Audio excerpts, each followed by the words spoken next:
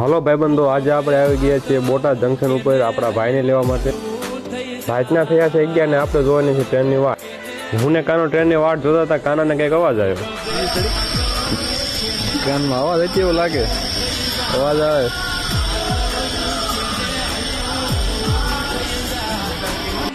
તો ફાઇનલી 11:30 વાળી ટ્રેન અમદાવાદથી બોટાદ જંકશન ઉપર આવી ગઈ છે.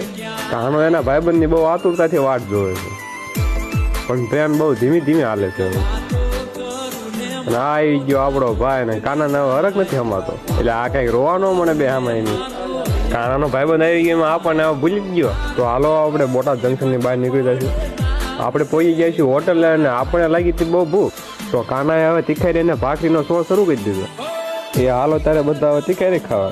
આપણા ભાઈ તો પૂરું કર્યા પહેલા જ હાથું ભાગ ગઈ નાખ્યા. મને અને કાનાને તો વાટ જોઈને ભૂખ લાગી હતી, એટલે એમ તો ઉભા નહીં થઈ. તો હાલો તારે હવે જરાને ખાઈ લીધું છે, તો આપણે જવા દઈશું લાઠીગઢ બાજુ. તો હાલો ત્યારે જય માતાજી.